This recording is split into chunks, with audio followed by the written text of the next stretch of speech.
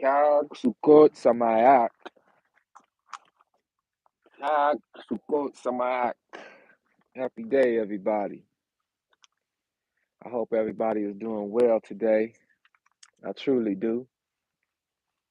I truly do. Happy Sukkot. Happy feast day. Happy Feast of Tabernacles. Yes. It's a beautiful day. It's not quite as windy as it was yesterday, but it's still windy. And yesterday was a little more cloudy. So I wasn't sure if I was going to have to deal with any rain yesterday. I hope all of y'all are doing well. I hope everybody out there is doing great, actually. I hope everybody is doing magnificently.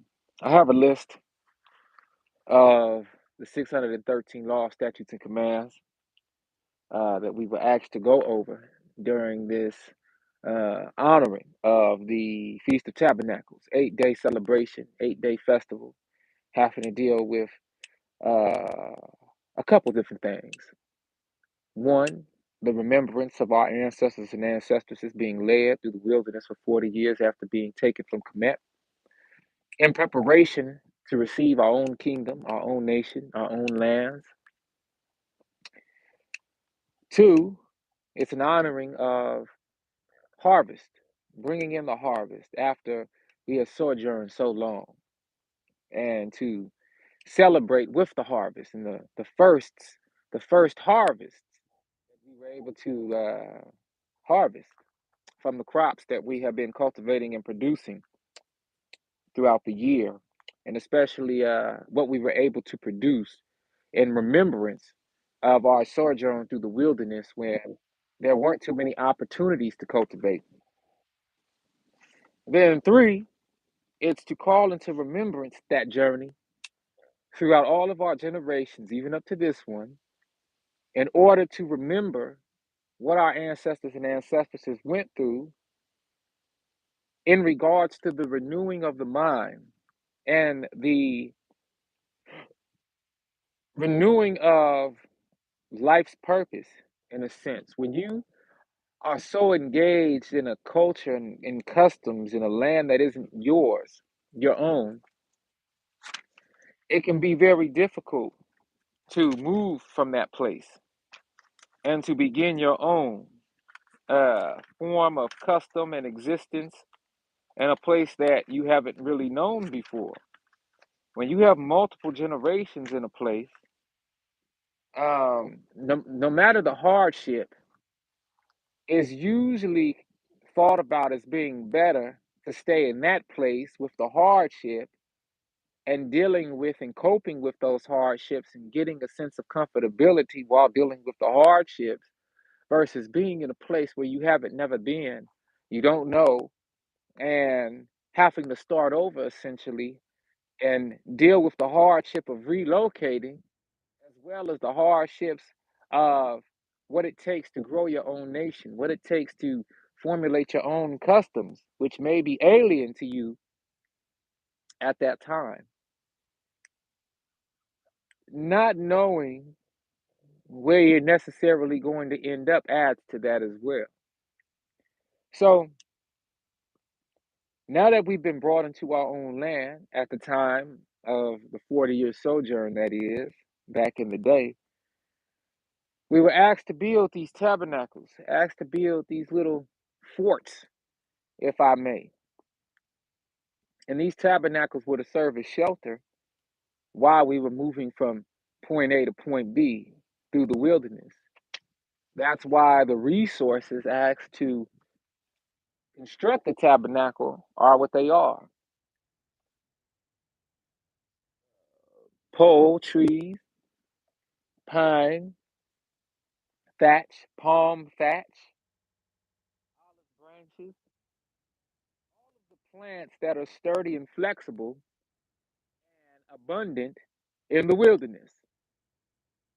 I'm in a place right now where I think one of the only two elements that I wasn't able to necessarily find was the palm trees, the palm branch, the palm thatch, which we have a lot of in California, and the olive, which I haven't seen too many olive trees in California, but The olive tree is something that I don't have in abundance here as well. So I use what I could, and this is what we got for this year celebration. Yesterday, we were able to cover the Ten Commandments for those of you who missed out on the live stream. For those of you who were on the live stream, thank you very much. I'd like to shout out all the new supporters of this channel. You'll learn quickly that I don't call you all subscribers, you're supporters. And it's great to know that there are those of you out there who are interested. Oh, the other reason I didn't record outside yesterday and live stream outside because the wind was going, and I wasn't sure if y'all would be able to hear me and the wind, hear my voice cut through the wind at certain intervals. But nonetheless, we're gonna give it a shot. And if you have difficult time hearing me, I can stop the live stream and go into the truck if I have to. But the point is, I want to shout out all the new supporters. You notice that I don't call y'all subscribers the more that you tune in and tap in with me on this channel. A simple reason, support is the choice word for me.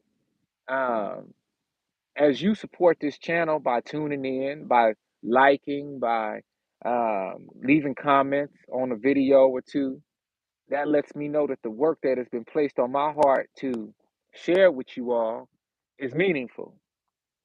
And so, as you support me, I'm doing my best to support you by delivering a spiritual curriculum. Okay, a curriculum that if you I don't want to say subscribe to the channel, but if you subscribe to these teachings, in your own life, then these curriculums that are pushed forward through me will resonate with you and you'll find value in them. So that's the reason that I say support. You support me in one way, I support you in another way. We support each other and we grow together. This channel has grown substantially since I initially started it and created it. And so I'm very grateful for how expansive it's gotten in such a short time. So I want to thank you all again from the top of my heart for rocking with me always. All of my previous supporters, you know how we rock. You know I love you to life. And we're going to keep on going. We're going to keep on moving forward to the best of our abilities. Yesterday, we covered the Ten Commandments. I think the Ten Commandments are pretty self explanatory. I know the one, thou shalt not commit adultery. That's probably the one that get everybody like, huh? So I'll clear that one up one more time. Okay, so in America where we are now, we have a lot of misnomers, we have a lot of false information, misinformation, and a lot of the ways that we have been taught are of the enemy, are romanticized, if you may. They're not Hebrewized, they're romanticized. And so we have to do extra work even to understand who we are, what we're to do in this land of our captivity, and how we're supposed to move. And it's quite the balancing act. There's more work that's involved as compared to the oppressors and their children, who, one, they make the law, half of them don't even honor their own laws, but expect us to honor their laws, and their constitutions and their commandments. But even within their constitutions and commandments, we're still written as three-fifths of a people, three-fifths a person. And all this time, they have not sought to change those laws and change those and amend those amendments to fit all of us.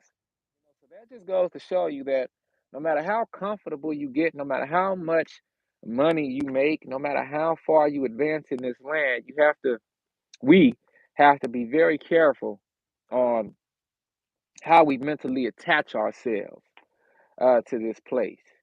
I know one of the things that really get me, I was thinking about this yesterday as far as business is concerned, and I was like, man, you know what?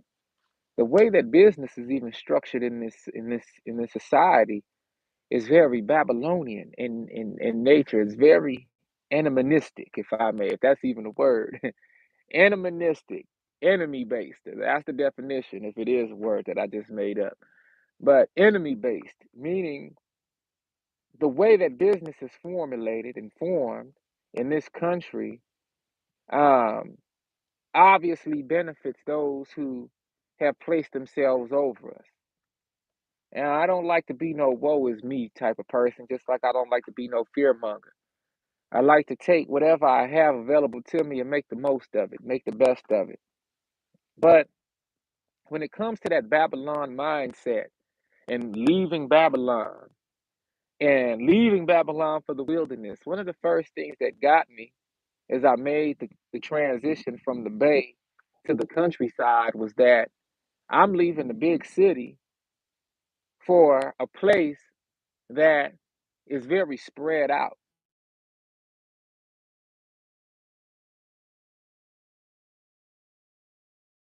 An area where I could go to the east, where I could go to the west, where I could go to the north, where I could go to the south, and every place is city management, city structure, regardless of the level of city management, regardless of the level of city structure, it's all there. Your main, facilities, your fast foods, your restaurants, your mall, and all of that type of stuff. It's all there.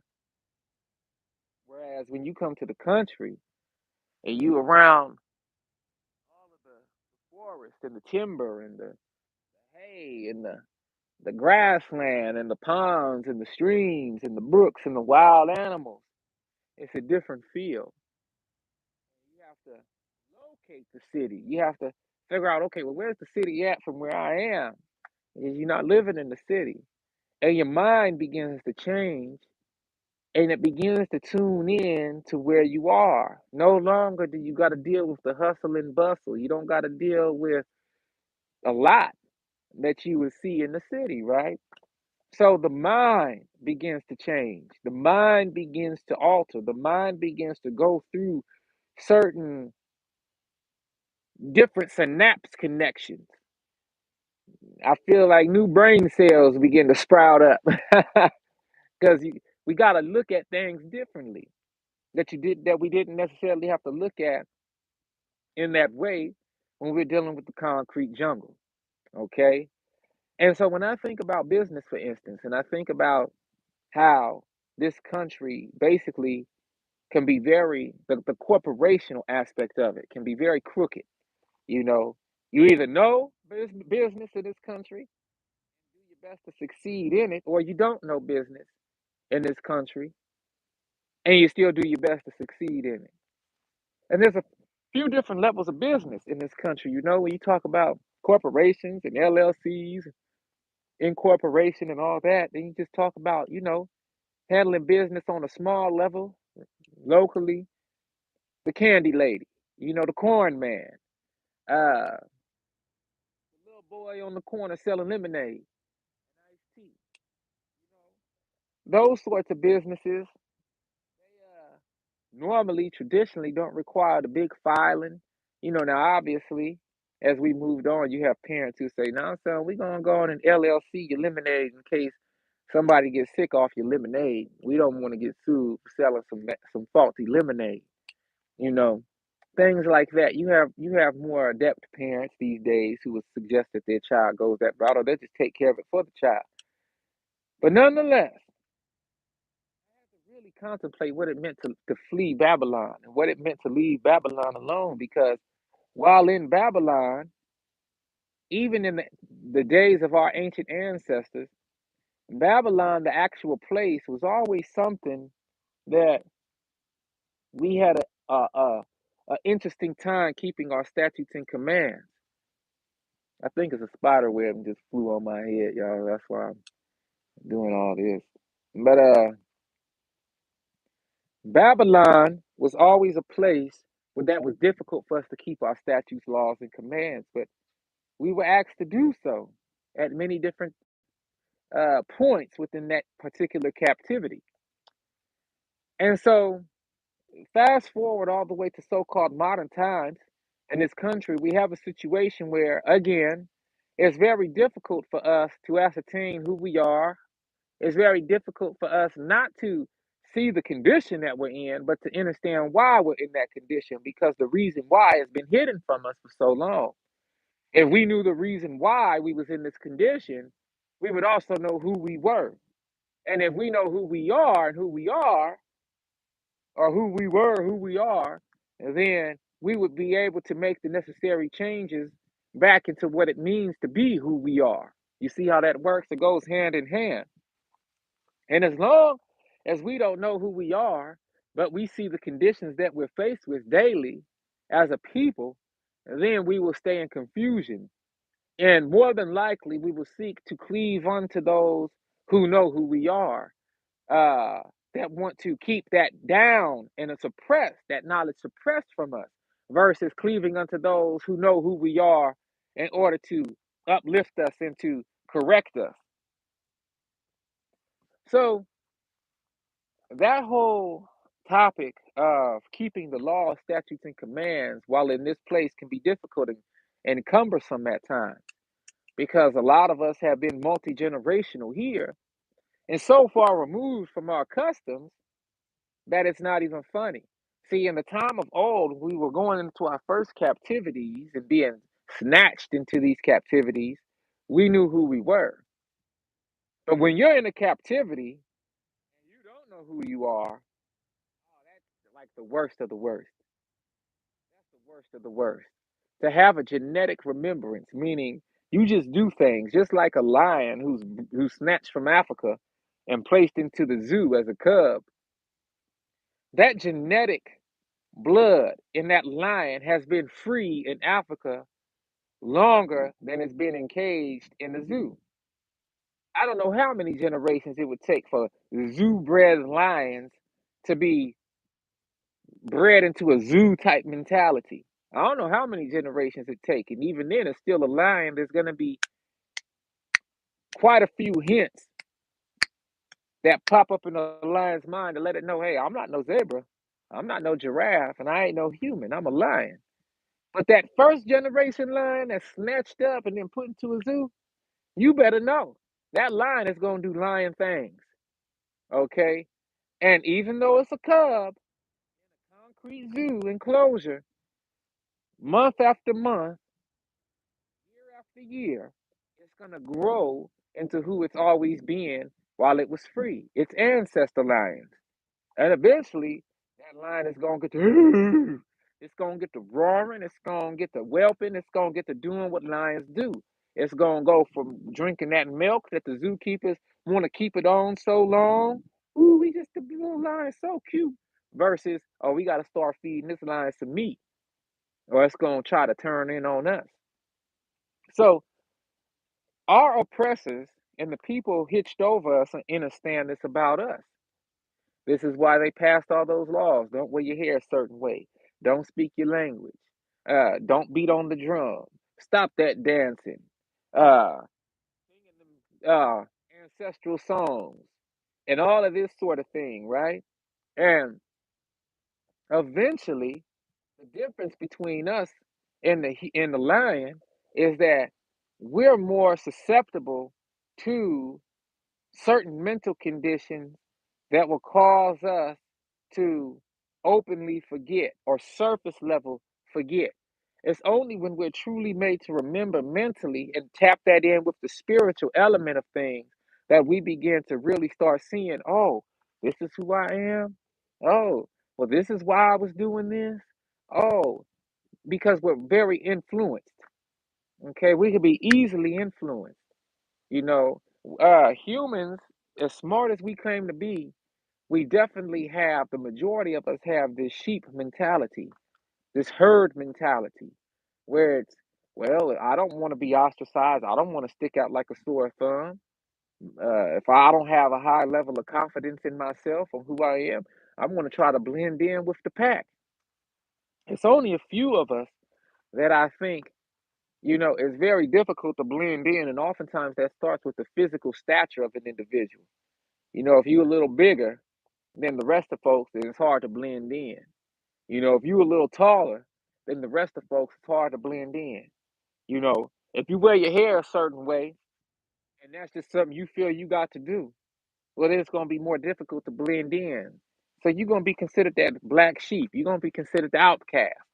And when you're the outcast of a society, you're more susceptible to studying and to learning and to incorporating uh, other ways of life and other modes of being that the herd isn't used to. That the herd, because it's the herd by nature, is going to be moving a different way versus how the way you feel you need to move. And so it's individuals that stick out like a sore thumb, that are considered the black sheep of the society, that are usually the ones who help wake up the herd, the ones that help the people that's cleaving to the herd to say, hey man, hey sis, we not that. And you need to leave that herd alone because you a lion. You a lioness. You need to leave that sheep mentality alone and come over on this side. Okay? So real quick, for those of you who missed it but who heard the statement about adultery, adultery simplified is this in the biblical tense, in the Hebrew sense, is when a married woman has relations with a man, regardless of if he's married or not. So it doesn't matter if the man is married or not, it's if the woman is married. If the woman is married and she has sexual relations with a man, now this is the Hebrew context of adultery, then she and he are committing adultery. And if that man, whether he's married or not, has relations with a married woman, that's adultery. Okay? Now, fornication is when a man, whether he's married or not, has relations with an unmarried woman without the intent on marrying her. Frivolous sexual activity. That's fornication. Okay, so of course, this is a Hebrew context of the word. And so when you begin to realize that we have our own set of laws, statutes, and commands, and we are moving in a way in this modern time, and I'm so grateful for this, where we're starting to wake up and we're getting closer to that great and terrible day of the Most High. We're getting closer to that time where that sky is gonna crack, that sun is gonna get darkened, that moon is light is gonna go out, them stars in the sky ain't gonna shine no more, and we're gonna be in a moment of total darkness. We're going to be at a time when all of the Israelite people scattered throughout the world are going to be gathered up and placed in the wilderness and tried one more time. The nations of the world are going to get pleaded with by the Most High. And that pleading has to do with fighting. That pleading has to do with a serious, serious, serious final battle that the Bible calls the Battle of Armageddon.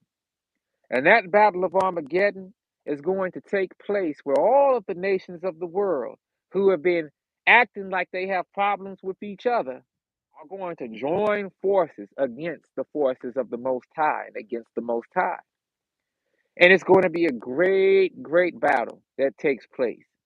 Those of our own people who decide to fight with the other nations, not fight against, but fight with the other nations against the Most High, well, they're going to be taken out. Those of us in the wilderness who still want to be rebel rousers, rebellious, if I may, and who seek to go against the ways of the Most High now that they see the truth, they're going to be taken out. And what you're going to have left is a multitude of people who, throughout all of the travail, throughout all of the journey, throughout all of the refinement, tried as gold in the furnace, just as we're being tried today. Those of us who are awakened to who we are and moving forward that way, well, we're going to be tried continually. We're going to be tried again. But in that wilderness, that final wilderness, that's what's going to set us up to be uh, uh, placed into the new kingdom. So all of these things, keeping the law, statutes, and commands now, are essentially a shadow or a practice run of what we're going to be doing in the new kingdom. And in order to be fit for the new kingdom, we have to show the Most High the love that we have for the Most High by keeping the law, statutes, and commands now. That's what grace is all about. Grace is all about keeping your life while you was in ignorance, being awakened to the truth, and then being able to make the decision on now that I know who I am, heard who I am, but I still might not be sure about it. Well, I have an opportunity to surefy myself, to be moved into surety. to confirm what I've been told. Now I have the opportunity to leave that ignorance alone and come over to the side of righteousness. Now is my chance. That's what grace is. Grace isn't, oh, well, I know who I am. I know I've been living in ignorance, but the law is done away with. The statutes are done away with, so I can just live how I want to and just wait on the Most High to come back and I'll be cool. That's not grace. That's continued ignorance. Okay? And so, what we need to do is just really, I think, the, the most important aspect is a foundational understanding about what it means to be Hebrew versus what it means to be another nation.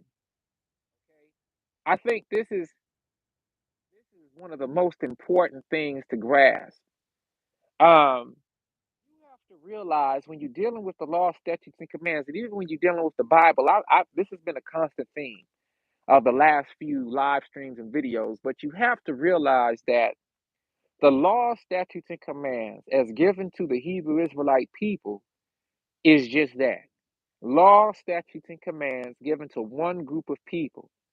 And that is why when the rest of the nations of the world get their hands on this book, it's obvious that when they are teaching, trying or attempting to teach, that they're unlearned tutors. Okay, they haven't been tutored correctly, but want to tutor the word of the Most High to the rest of the world when this word was not originally given to them. And as long as the children of Israel are in bondage and captivity, we will always be looked at as vagabonds, unworthy to teach the word. Now, in a sense, it's funny because when we were given the word of truth, our ancestors, our forefathers and foremothers, decided that this wasn't good enough for them and decided that, you know what, we don't want to be like the nations who didn't get this word of truth. Meanwhile, many of the nations who didn't get the word of truth saw the power of the Most High working through the children of Israel and said, man, if we could only have that, we would be on the top of the world. If we could only have that, we would all be cool. And so folks waited like a pouncing lion, waiting for us to drop the ball so that they could pounce on that ball, so they could pounce on that word and take it for themselves. But you see, they didn't have the learned men of Israel. They didn't have access to the prophets originally. They didn't have access to the scrolls and to the Torah and to the Tanakh. And they didn't have access to these historical based stories. And they weren't living they weren't living the story themselves.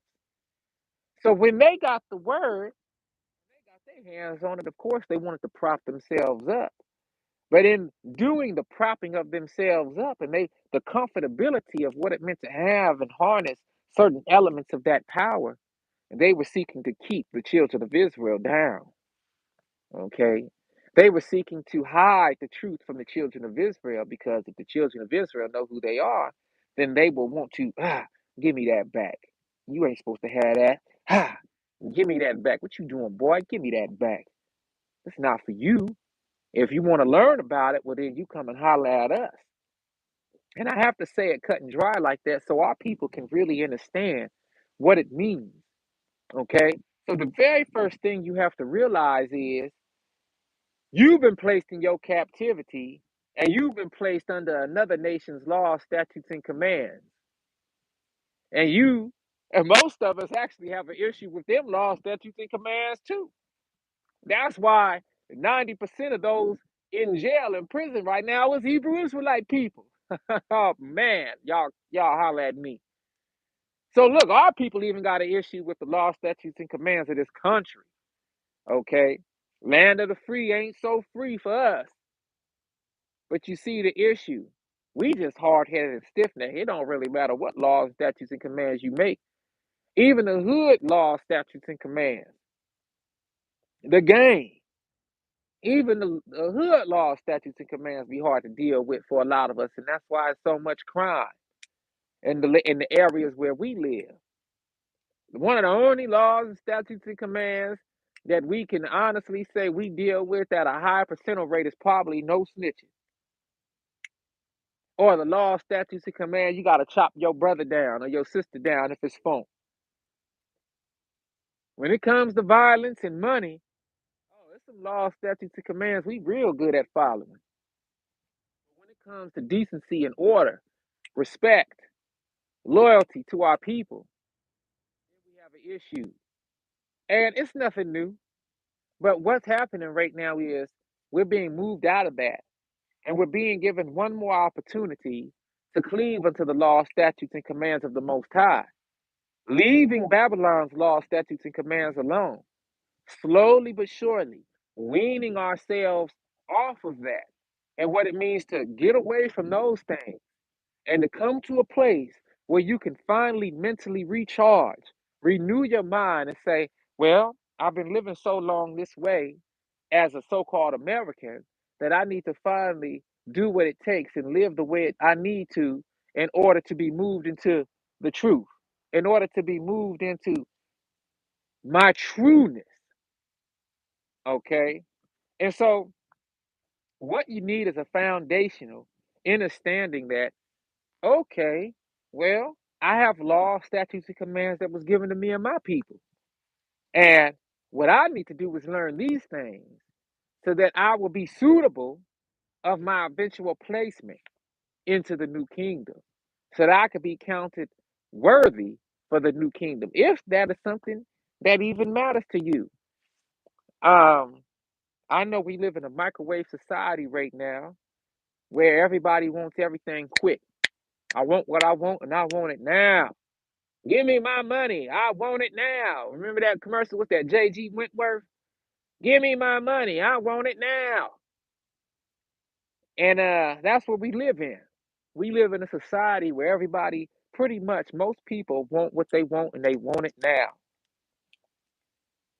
Okay? And we're moving slowly away from what it means to slow cook, what it means to simmer, what it means to bake, what it means to prepare. And all of these things that are being presented during the Feast of Tabernacles are to remind us on what it means to prepare, what it means to slow cook, what it means to be grateful for a process, what it means to refine. You know, refining has to deal with a long, drawn out process where one thing starts a certain way, but at the end of the process, it ends up another way. And all of these things are to remind us of who we are, our customs, who we are, our commitments, who we are, our nation, who we are, our own traditions. And when you look at the law, statutes, and commands of the Most High, really at their essence, all to keep us from trusting in man, in mammon, money, and to cause us to trust in the supernatural. It's to cause us to trust in that invisible force, those visible forces or invisible force that is the creator of all of the things that we see physically. So we've been given a one up on society and truth. But if we don't understand the power of our placement, well, then those who do are always going to subjugate us to their own whims. And when we're subjugated to the whims of those who hate the Most High and then in turn hate us, that's when the oppression comes. That's when we're put under the boot of someone else. That's when we're put in shackles and chains. That's when our customs are taken from us. That's when our languages are taken from us. That's when our names are changed. That's when we don't get to observe our high holy days.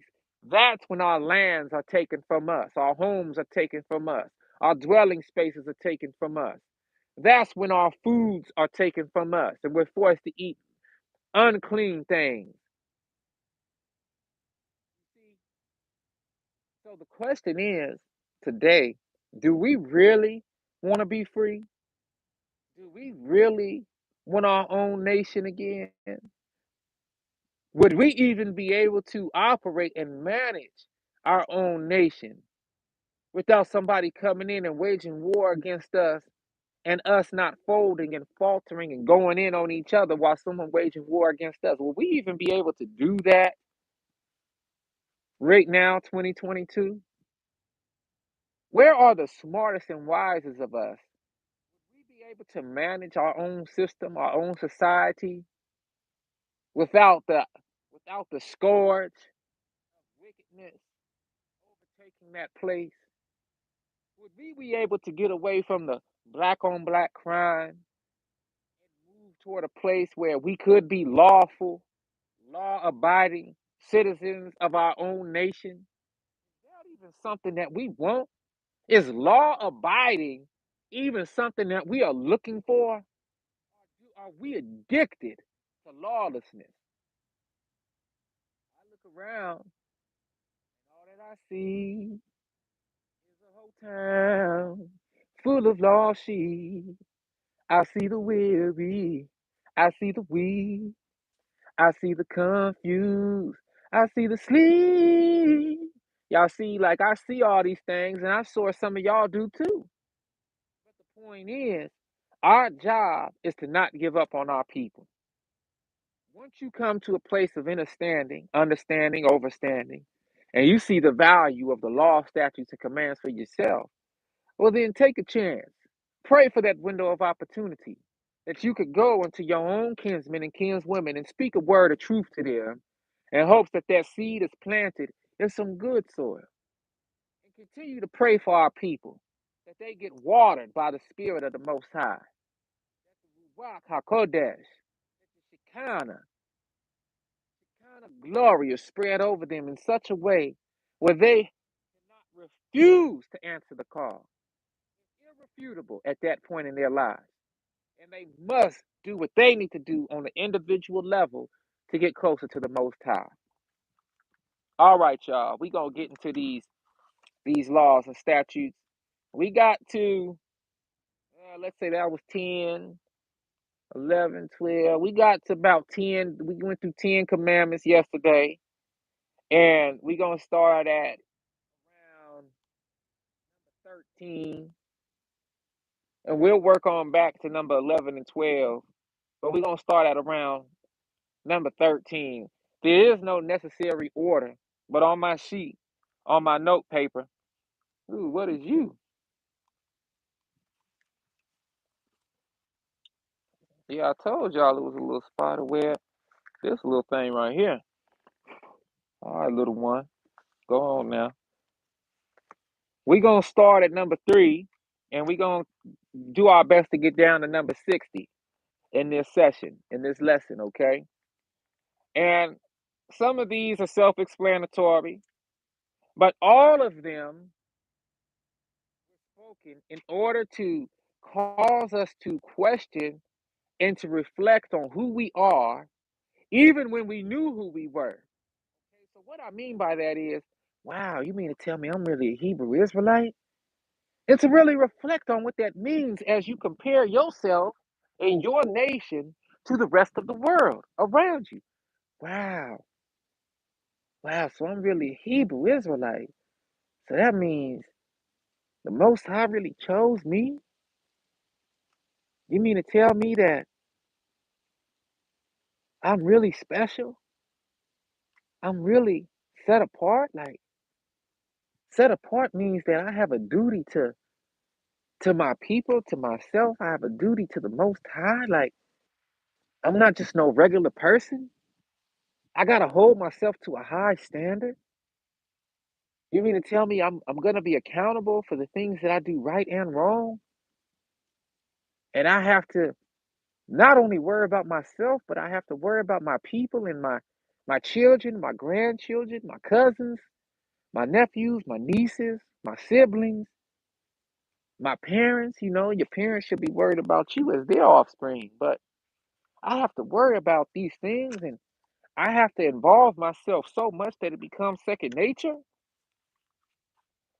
And I have to observe certain things that other nations don't have to observe because other nations aren't me. Wow. Okay, so that's what I mean by questioning who you are. And these laws, statutes, and commands, you see, when we lived in our borders in our lands, we didn't have too much to have to worry about. Okay?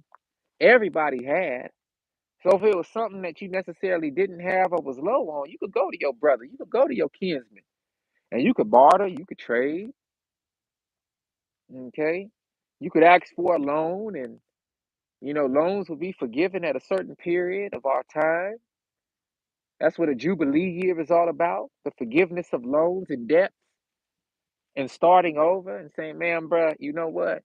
You was falling on some hard times over there. We did our best to help you. Don't worry about that, brother. It's all good. You and your family is cool. Y'all be cool. As a matter of fact, here's something else for you. Now build and take care of yourself. You know, we always had. We had the best of everything. Very wealthy. The land gave us so much. We was able to cultivate so much. Can you imagine having acres and acres and acres and acres and acres of food, grains, corn, crops, vegetables, fruits of all kinds, being able to grow these things in abundance and be able to store them and have them and to be able to give and oh man, what a beautiful time. So all we had to do was while we was cultivating, all we had to do was cultivate and think on the things of the Most High. That's all we had to do. We had to keep the Most High in our conversation daily. That's all we had to do. All we had to do was observe the high holy days in order to remember how far we'd come, where we've been brought from, and where we are now. That's all we had to do. And for a while there, we was doing well. For a while there, we was doing exactly what we was called to do. But we got complacent. We got lackadaisical. We started raising children that wasn't listening. We started getting slack on certain elements of our law, statutes, and commandments and ordinances that would give leeway to wickedness. And the more that we did that, the more the years went on, the more the elders who was stern passed on. You know what? We ain't doing like Big Papa in there. Nah, I ain't like that no way. Now Big Papa gone, and we ain't got to trip off none of that. Y'all go on and let's do what we want to do. Don't that sound so natural? Because we've heard it and felt it so much. We've seen it so often. Forget that. I'm just doing what I want to do. I'm going over here. I got my land. Shoot, Mama and Papa gone. I'm gonna do what I want to do. Y'all go on over there and stay with Mama and Papa then if that's what y'all want. But don't come over here with none of that. I'm doing what I want to do. And you start raising these rebellious children that take it even farther. He's like, hey, son. Just saying I ain't want to do that. Now y'all over there doing that, Papa. We ain't listening to you. And now it's 10 times worse. And now by the time it gets to where we need to be as far as multiple generations is concerned, Most High looking at us like these rebellious and insolent people. Oh my goodness. I'm going to have to do something about this if something was done about it. So look, what we going to do is we going to get off into this good book of Deuteronomy. Deuteronomy. That's what we finna do. Deuteronomy. All right. Deuteronomy chapter 6. Let me go on and put my notepad up real quick. Deuteronomy chapter 6. Deuteronomy is right after the book of Numbers, y'all, in case you was wondering. Where Deuteronomy at? I'm new to this thing. Deuteronomy is right after the book of Numbers, y'all. All right.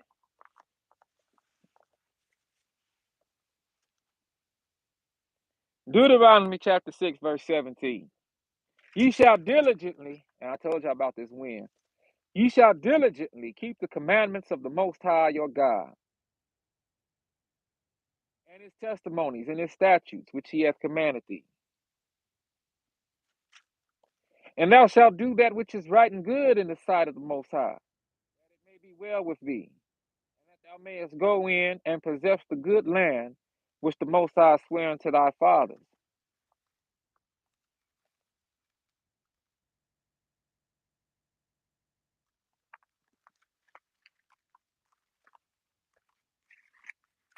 Excuse me, y'all, my pen lost its place. This is what we're going to have to do, I see. We're going to go to Deuteronomy chapter 6, verse 4. That was Deuteronomy chapter 6, verse 17 and 18.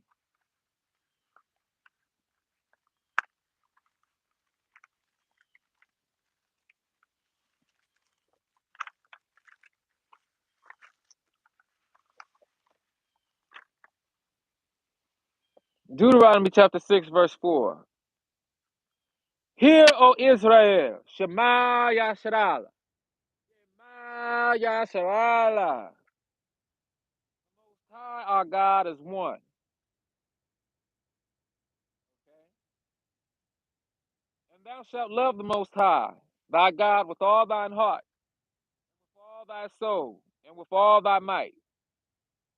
Okay? And these words which I command thee this day shall be in thine heart, and thou shalt teach them diligently unto thy children, and shalt talk of them when thou sittest in thine house, and when thou walkest by the way, and when thou liest down, and when thou risest up.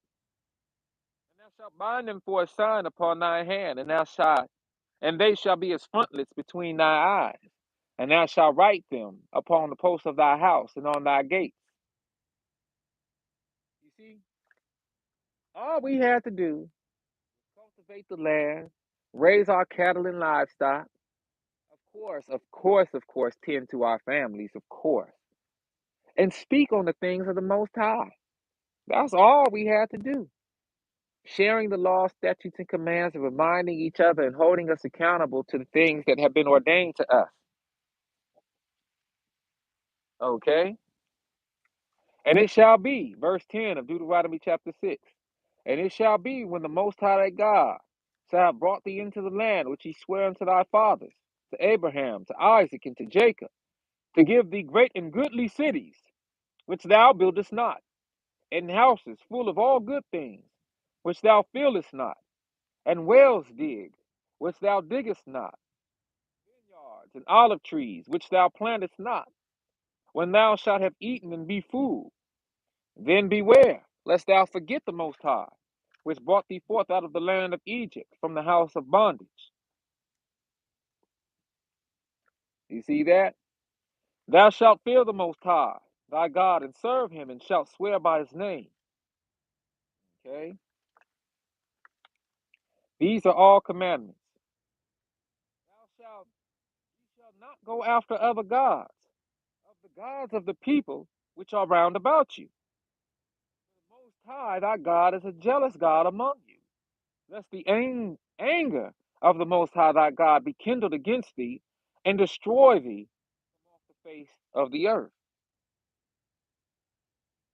Okay?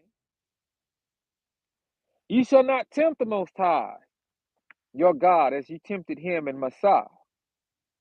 Ye shall diligently keep the commandments of the Most High your God, and his testimonies and his statutes which he hath commanded thee. Okay? So those are all statutes and commands.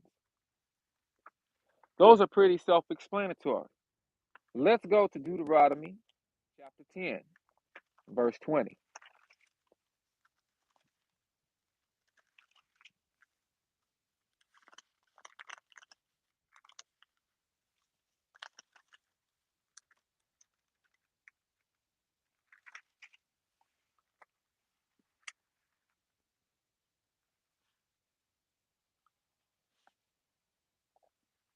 10, verse 20. Deuteronomy 10, verse 20 states, let's go to verse 19. Love ye therefore the stranger. Ye were strangers in the land of Kemet, in the land of Egypt. Throughout our history, there were strangers, Gentiles, who saw what we were doing, when we were doing the righteous thing and right thing, and were interested in what that meant, interested in learning, even up to this day. As we continue to awaken to being Hebrew Israelites, you have those of the Gentile nations who are saying, hey, I recognize that I'm a Gentile. I recognize that there's some things that I'm not necessarily proud of as being the descendant of such and such nation who might have oppressed your nation, who might have enslaved your nation. But I'm like this. I would love to leave that alone and learn about you and learn about your culture and customs and learn about the Most High. Can I join your congregation? Can I join your people? And we're supposed to be kind to those individuals when they come with a contrite heart, when they come in truth. We shouldn't be ostracizing them because we were once strangers in a land that wasn't ours.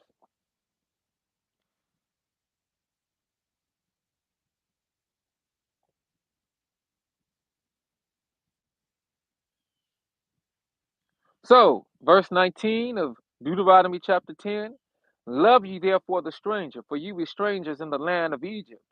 Verse 20, thou shalt fear the Most High thy God, him shalt thou serve, and to him thou shalt cleave, or to him shalt thou cleave, and swear by his name. He is thy praise, and he is thy God, that hath done for thee these great and terrible things which thine eyes have seen. Thy fathers went down into Egypt with 60 and 10 persons. Score is 20. So 20, 40, 60, and 10 persons. Add 10 to 60, that's 70. Jacob and his sons, minus Joseph, went down into Egypt 70 deep. Okay? Jacob, his family, his sons and their family, and some of their families' children. So from Jacob to grandchildren went down into Kemet. And now the Most High thy God hath made thee as the stars of heaven for multitude.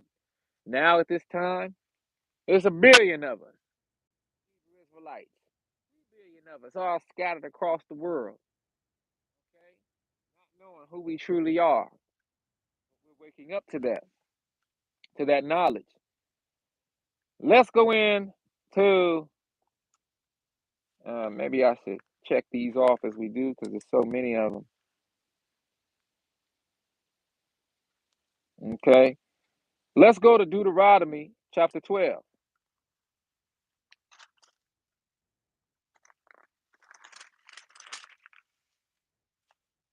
Deuteronomy chapter 12, verse 4 states,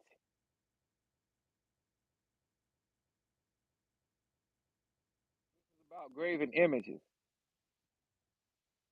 Let's start at verse 12, chapter 12, verse 1. These are the statutes and judgments which ye shall observe to do in the land, which the Most High God of your fathers giveth you to possess it, all the days that you live upon the earth. You shall utterly destroy all the places wherein the nations which you shall possess served their gods, upon the high mountains and upon the hills and under every tree. And you shall overthrow their altars, and break their pillars, and burn their groves with fire. Now, that groves is actually Asherah. And Asherah was and is a goddess that at one time was a wife, okay, to the Most High. Now, I must tell you all something. Remember, I made that analogy about the algebra teacher, the geometry teacher that has to teach kindergartners or first graders math, and that geometry teacher obviously knows complex mathematical formulas. But in order to teach children the foundations of math, that geometry teacher has to first start with counting. Counting 1, 2, 3, 4. A child has to pretty much know how to count to 100 before that child can learn mathematical formulas like 1 + 1 = 2. Okay. Even though the teacher knows geometry or trigonometry, the teacher has to go back to the rudiments, the foundation. So there are some principles and some things that are stated in this Bible, in the Torah, in the Tanakh, in the Holy Scriptures, that throughout all of my years of studying tutelage, I've been led to.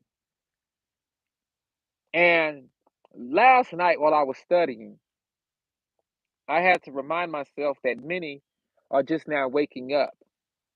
And I had to contemplate, do I teach from the standpoint of what is accepted within Hebrew Israelite circles based off of the translations that we have, or do I go deeper and cause those who watch this channel to kind of worry and be confused from the standpoint of, well, they're saying this over here and you're saying this.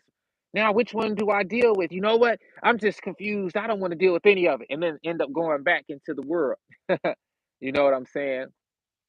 I think, and I prayed about this, and this is kind of where ego steps in or ego doesn't step in.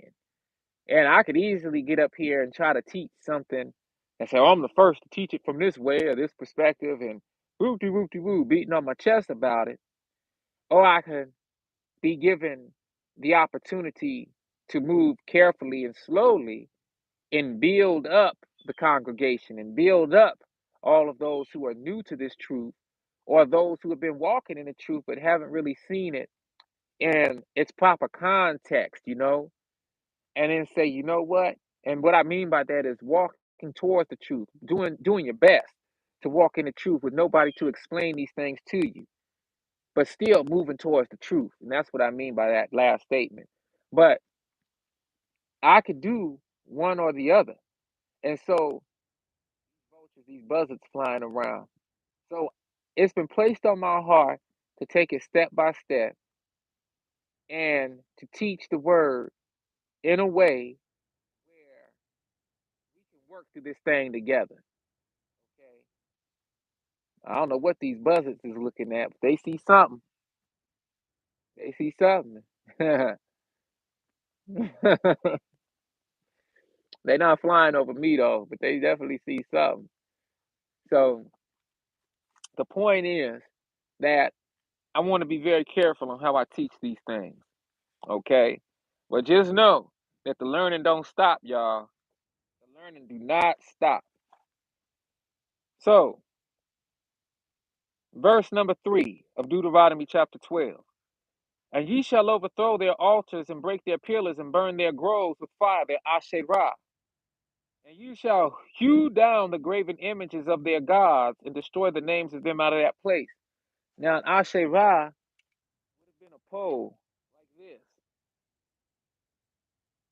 that was carved into almost like a totem, almost like a totem pole.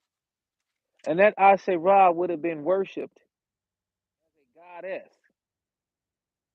And it would have been a wood construct that was placed into the ground like a tree to be grown, except it would have been harvested similarly to this pole right here that's been used to construct this tabernacle. Difference is I'm not worshiping this pole and I'm not worshiping this tabernacle. This is a covering, a shelter. It's not a god or a goddess. So that would be the difference on that. Okay.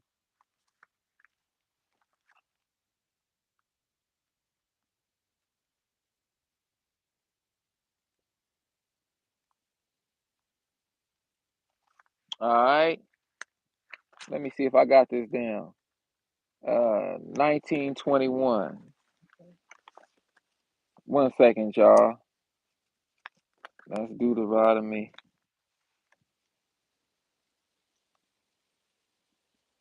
1921. Right. It's so many. All right, y'all. So, you shall not do so unto the Most High your God. Destroy the names of them out of the place that we are led to. All of these gods that don't serve the children of Israel. But unto the place which the Most High your God shall choose out of all your tribes to put his name there, even unto his habitation shall ye seek, and thither thou shalt come.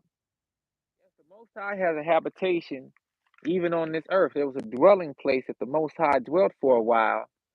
Okay? And maybe we'll get into that one day. Tithes, offerings, and first fruits. And thither ye shall bring your burnt offerings and your sacrifices and your tithes, and heave offerings of your hand and your vows and your freewill offerings and the firstlings of your herds and of your flocks And there ye shall eat before the Most High your God, and ye shall rejoice in all that you put your hand unto, you and your households, wherein the Most High thy God hath blessed thee. You shall not do after all the things that we do here this day, every man whatsoever is right in his own eyes. For ye are not as yet come to the rest and to the inheritance, which the Most High your God giveth you. So there are certain things that are done in the wilderness, for instance, that once we got into the land, the borders, the allotment of land that we were to inherit, we were to put away and put off. Okay? Let's go. Deuteronomy 12:4. Let's go to Deuteronomy 18:15.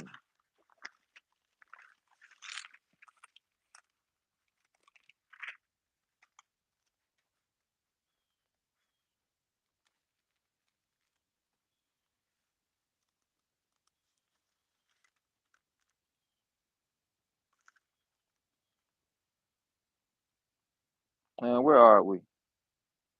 Where are we? You know what?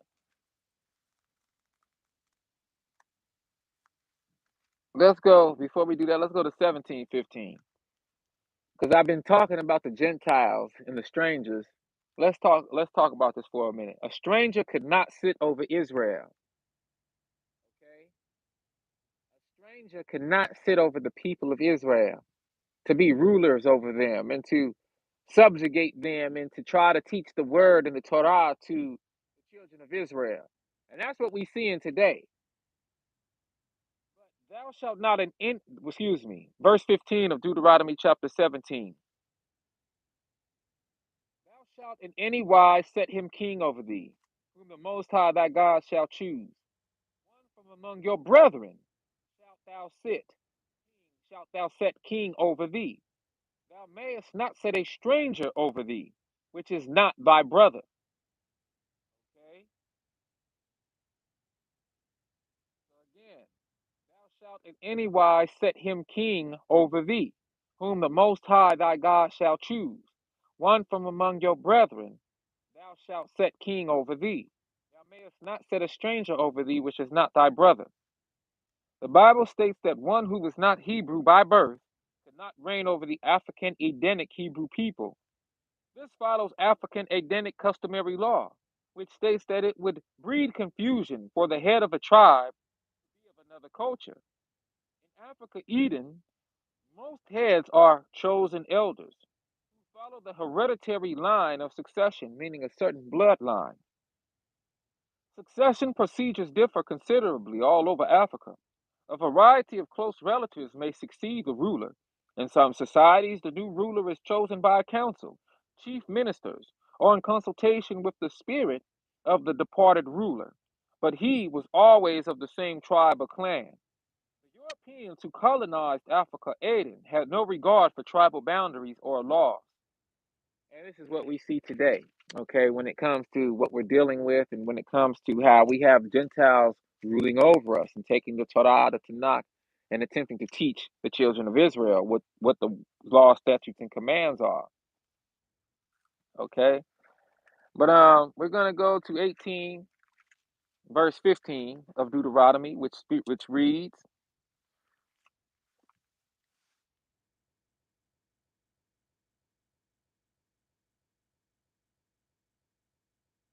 let's start at verse 10. Verse 9, actually. Deuteronomy 18, verse 9. When thou art come into the land which the Most High thy God giveth thee, thou shalt not learn to do after the abominations of those nations. There shall not be found among you anyone that maketh his son or his daughter to pass through the fire, or that useth divination, or an observer of times, or an enchanter, or a witch, or a charmer, or a consulter with familiar spirits, or a wizard, or a necromancer.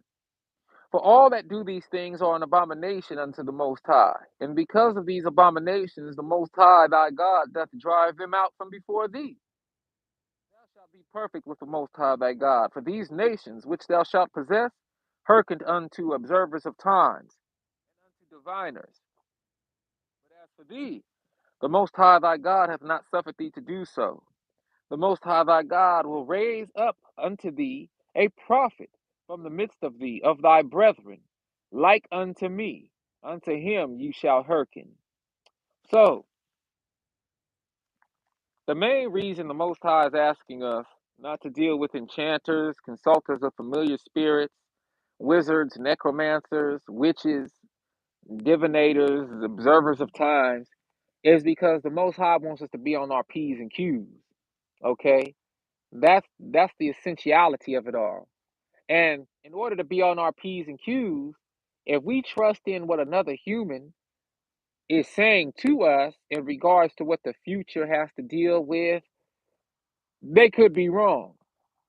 Whereas the Most High, who is creator of past, present, and future, creator of time, can rightly dispensate what it is that's going to happen to an individual in the form of a prophet of the Most High. And then that individual can share that word to the people who were supposed to receive it. And you can count on that word being true. But you don't know the heart of an individual or the intent of an individual who is not in accord with the Most High, but who is seeking to tell you certain things based on in an account of the future. Those individuals could purposefully be leading you off the wrong way in order to take what you have, in order to throw you off, in order to confuse you, in order to trick you out of your position. And so that's pretty much the crux of why these commandments and these statutes are spoken in that way. Okay? Let's go to Deuteronomy chapter 28, verse 9.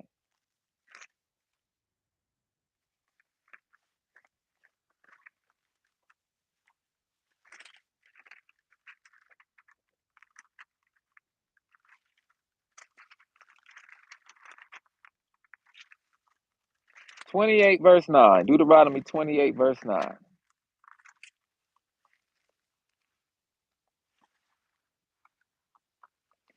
The Most High shall establish thee a holy people unto himself, as he hath sworn unto thee, if thou shalt keep the commandments of the Most High thy God and walk in his ways. All people of the earth shall see that thou art called by the name of the Most High, and they shall be afraid of thee. You see? Are y'all starting to see what was being said through me here? Is that there was a period where the nations of the world saw that we were chosen people. That frightened them. It made them very contemptuous. It made them jealous, envious, but it also made them afraid. So many nations of the world began to join forces and conspire against us. And as long as we were observing and keeping the law, statutes, and commands and running our nation correctly, we didn't have to worry about no outside forces trying to get us and even be victorious over us. It wasn't until we turned our back to the Most High that the nations were now powerful enough to snatch us and to get over on us and to jack us up and to enslave us. And now we are in the places of our captivity in the four corners of the world. But we are going to be gathered one day. And it takes a wide spread of the truth to know who you are so that your mind can be awakened to getting into the groove of moving back toward who you are, towards your customs, towards your observations, towards your laws, statutes, towards the commands of the Most High, towards the ordinances of the Most High, so that you can be primed to be gathered and placed into the wilderness during the final battle that we know is Armageddon. So I know I keep saying these things, but it's important that we really grasp the the not the hierarchy, but the the list, the number of how all this stuff is going to be played out. The Most High shall make thee plenteous in goods, and the fruit of thy body have many children, many children.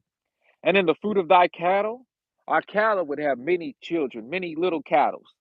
And in the fruit of thy ground, our ground would be nurtured and be so nutrient rich that we'd be able to cultivate all sorts of things in the land which the Most High sware unto thy fathers to give.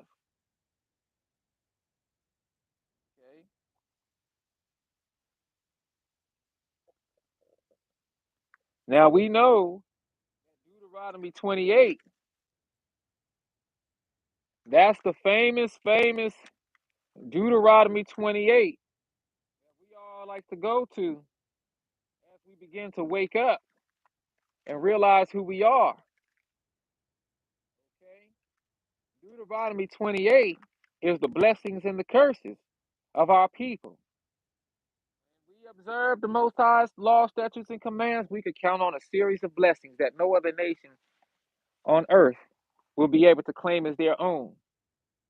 But when we don't follow the law, statutes, and commands, we'll be given a series of curses that will be placed over us that no other nation on earth will be able to call as their own either. Okay? Let's go back to Deuteronomy chapter 10, verse 20. Excuse me.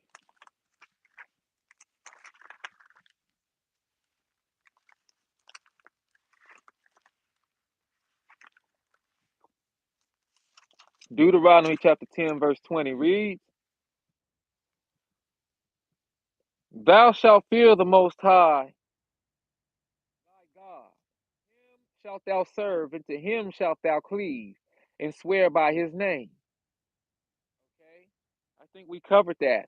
Wherein that's part of the reason why we are asked and requested not to deal with others who are not cleaving to the Most High, who are not prophets, who are not those who can rightly share messages of the Most High and future predictions and warnings of the Most High, because when the Most High gives the prophets of Israel a warning or a vision, that warning and vision, when they are true prophets, will come to pass. So you don't have to worry about someone trying to get over on you. You definitely don't have to worry about dealing with somebody who's afraid of you because they are another nation than you, who has seen the glory of the Most High or heard about it. And it's like, man, I'm afraid of them people. Let me try to knock them off their block by telling them something that I made up in my own mind and then causing them to move this way when they need to be moving towards the Most High. Okay? There are a lot of jealous, envious people of the children of Israel. There are so many jealous and envious people of the children of Israel that even in the place of our captivity, they ain't trying to tell us who we are and who we be. Okay? Keep that in mind. Let's go to Deuteronomy 18, verse 15.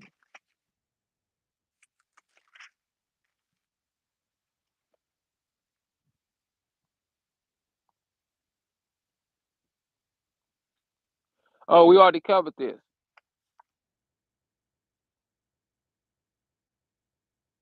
Cool. We covered that. Let's go. I told y'all it was a lot. I need to go ahead and mark these off.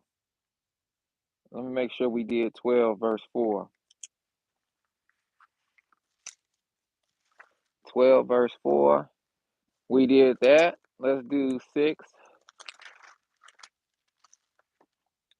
verse 16. We did that.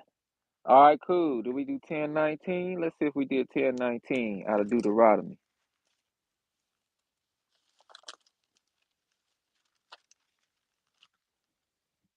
Yeah, we did that. Good. All right, now we're going to go to the book of Leviticus. Now, Leviticus is before the book of Numbers. Okay? Leviticus is before the book of Numbers. Deuteronomy is after the book of Numbers. So we're going to go to Leviticus chapter 22.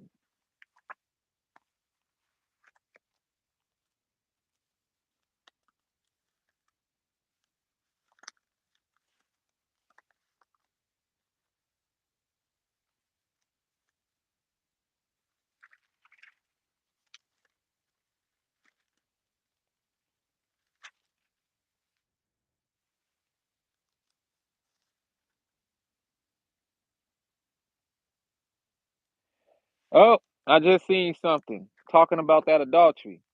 This is what I was saying, y'all. I know y'all might have wanted some scriptural reference for that, not just what I'm saying, but Leviticus chapter 20, verse 10 states, And the man that committeth adultery with another man's wife Key word, another man's wife. Okay?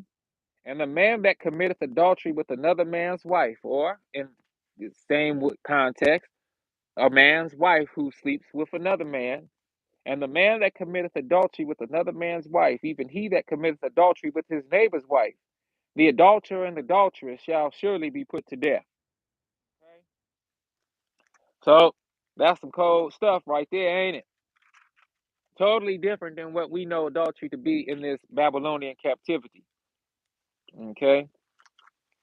So I just was led to that one, but that's not where we at. Leviticus chapter 22.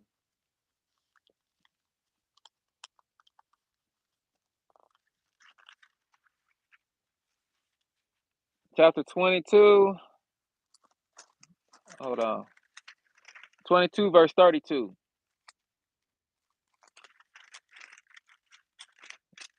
Hey, Win.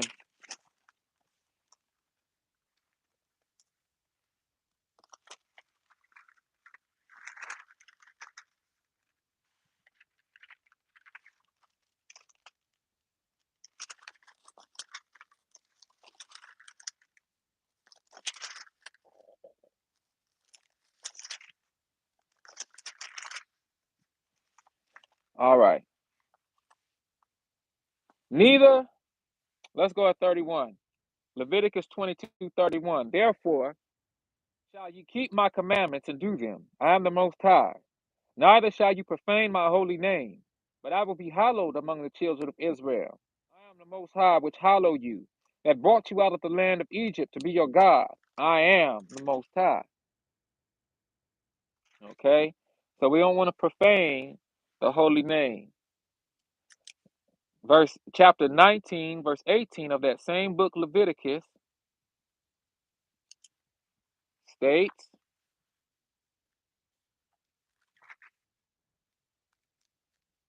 and I hope y'all are keeping notes as I, later, maybe what I'll do in these videos is I'll put the verses in the description of what we covered for the day. How about that? And then you can screenshot them and then go from there. I think that's what I'll do. All right. And that'll keep things cool and smooth. Leviticus 19:18.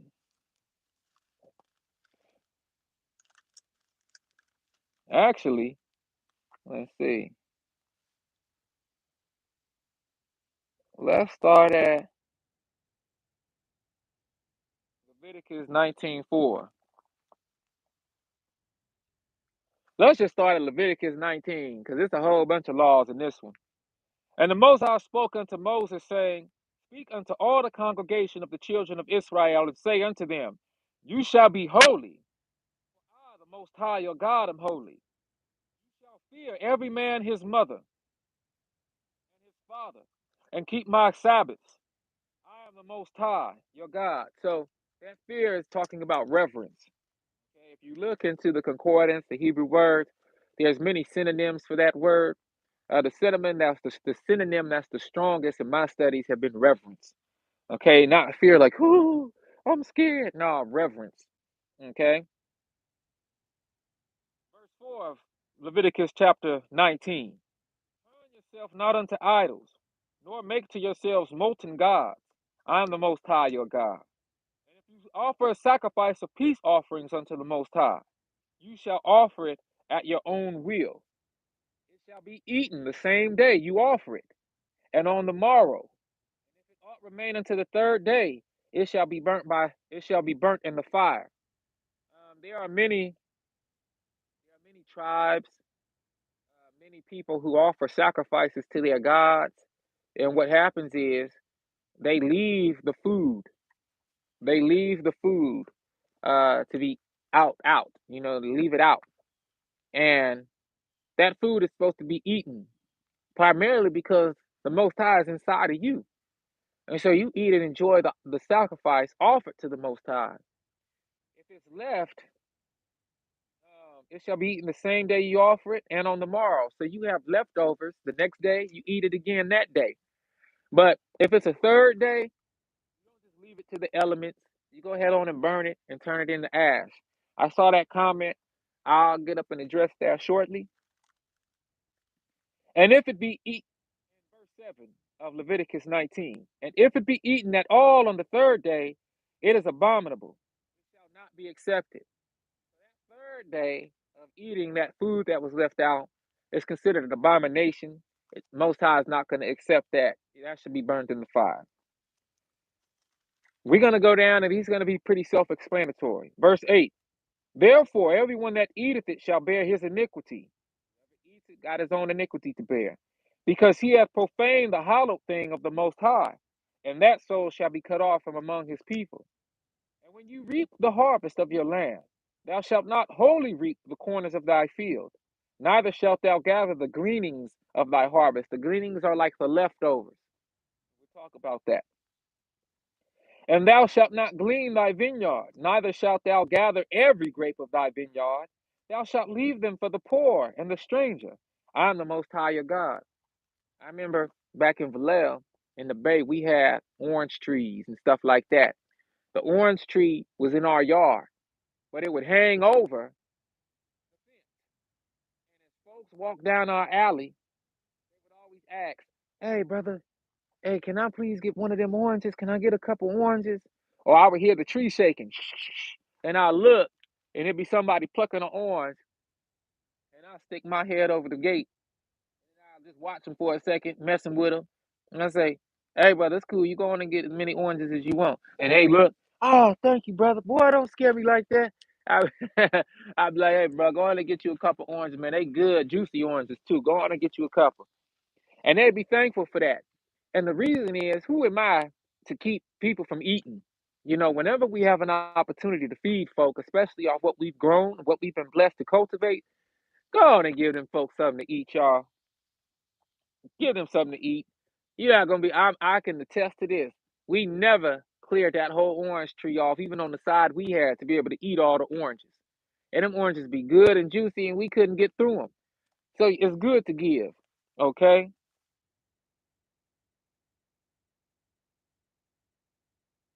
Now let's see.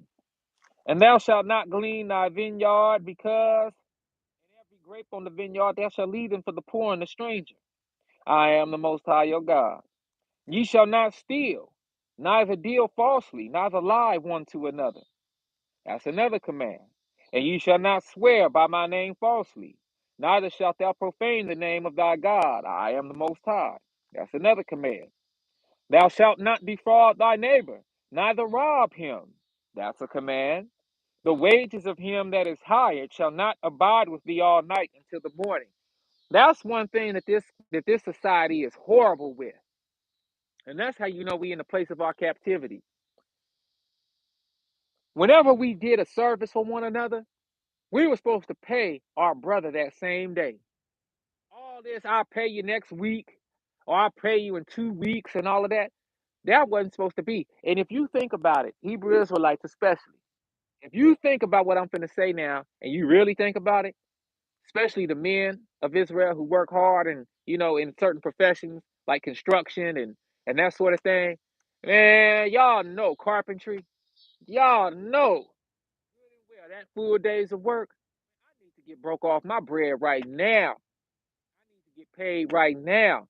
I don't know about that 2 week thing. I need to get paid today. Let me worry about how I'm managing my own funds, but I need to get paid today. And we live in a society that want to pay you a week or two after the fact. And it shouldn't be like that. Okay? Not amongst the Hebrew Israelite people, but that's another thing. These laws, statutes, and commands was given to the Hebrews, Israelites. So don't be surprised when the Gentile nations want to pay you how they want to pay you. But the trick was, we wasn't supposed to be servicing no Gentile nations anyway. Okay? All of our business is within the borders that we was established in. Therefore, if my brother over there at that side of the section, at that acre over there, he want to come and holler at me to do something for him that he's not able to do himself, some sort of carpentry work, some wood work, or something like that, but then he's supposed to pay me that day. And likewise, if I got to hire him to do something over here on my land that I'm just not capable of doing myself, I'm supposed to pay him that day. But that's in our own kingdom. That's in our own nation. And that's how you know we're not in our nation, y'all. Thou shalt not, verse 14 of Leviticus 19, another command. Thou shalt not curse the deaf, nor put a stumbling block before the blind. Thou shalt fear or revere thy God. I am the Most High. You shall do no unrighteousness in judgment. Thou shalt not respect the person of the poor, nor honor the person of the mighty. But in righteousness shalt thou judge thy neighbor. So, whenever we was to judge, we was to do it righteously. Have the wisdom to be able to call right, right, and wrong, wrong. No matter who did it. Okay, we were supposed to be able to rightly divide right versus wrong. All right. And just because somebody is of high status, if they do wrong, you make sure that they're judged for the wrong that they did. If somebody was of low status and they do wrong, make sure they was judged for the wrong that they did, no matter of status. Verse 16 of Leviticus 19, another command. Thou shalt not go up and down as a talebearer among thy people. Okay? So we don't want to be no wolf ticket seller. We don't want to be no storyteller. Okay? Neither shalt thou stand against the blood of thy neighbor. I am the Most High. So, neither shalt thou stand against the blood of thy neighbor. Okay? What does that really mean? That means that when something happens to somebody, if they telling you what it is and it's the truth, don't go around telling everybody that what they said wasn't the truth and that was false. You know how we even say today, man, that's on my blood. You know how we'll say that? Look, that's how you know we Hebrew Israelites. We got all the funny sayings, the slang. We be like, man, on my blood, don't play with me. You know, and we telling the truth. So that's what that means. Don't stand against your brother or your sister when they telling you the truth and then saying that they telling a lie. Okay? Verse 17 of Leviticus 19. Thou shalt not hate thy brother in thine heart. Thou shalt in any wise rebuke thy neighbor and not suffer sin upon him. If your brother's doing something that he shouldn't be doing, tell him about it. If your sister doing something she's not supposed to be doing, tell her about it. But don't hate your brother or your sister in your heart. Reprove them so that they don't do those hateful and spiteful things within the nation. Verse 18. Thou shalt not avenge nor bear any grudge against the children of thy people, but thou shalt love thy neighbor as thyself. I am the Most High. So when we were living in our own borders, our neighbors were our own kinsmen and kinswomen. Okay? So all that avenging and all of that had to deal with taking the matters up to the judges, taking the matters to the Levitical priests, so that the Levitical priests could do their job within the nation. Okay? Love your neighbor as yourself. Again, the goodness that you want for yourself, you should want for your brother, your kinsman, your kinswoman, your sister. Verse 19 of Leviticus 19. You shall keep my statutes. Thou shalt not let thy cattle gender with a diverse kind. Thou shalt not sow thy field with mingled seed, neither shall a garment mingled of linen and woolen come upon thee. So, we wasn't supposed to mix cotton with spandex. If spandex a thing, we wasn't supposed to mix cotton with spandex, for instance. We wasn't supposed to mix horses with donkeys. What happens when you get a horse, when you mix a horse with a donkey, you get a mule, right? We wasn't supposed to have that. We wasn't supposed to have all these hybrid fruits going around, okay? I wonder, is a tangerine, what came first, a tangerine or a nectarine? You know, there's a bunch of fruits that today we enjoy them, but they're hybrids. They're not supposed to be together. We wasn't supposed to sow our fields that way.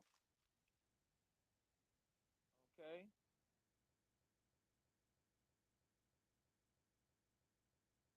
Verse 20. And whosoever lieth carnally with a woman that is a bondmaid, betrothed to an husband, and not at all redeemed, nor freedom given to her, she shall be scourged. They shall not be put to death, because she was not free. And And he shall bring his trespass offering to the Most High unto the door of the tabernacle of the congregation, even a ram for a trespass offering. And the priest shall make an atonement for him with the ram of the trespass offering before the Most High for his sin which he hath done. And the sin which he hath done shall be forgiven him. Okay? So, listen, I know that there are a lot of law, statutes, and commands. And I think that's kind of the point. When you have a nation of people, one of the ways to manage that nation is to have what? Order. When you have order and it's rightly dispensed among the people, you ain't got no time to be thinking about what nobody else got going on. You need to just be worried about what you got going on. And the more you worry about the things of the Most High, the more you're aligned with the Most High, the more blessed you will become. And our people just didn't get that. We just didn't understand that all the way. And we paid for that greatly.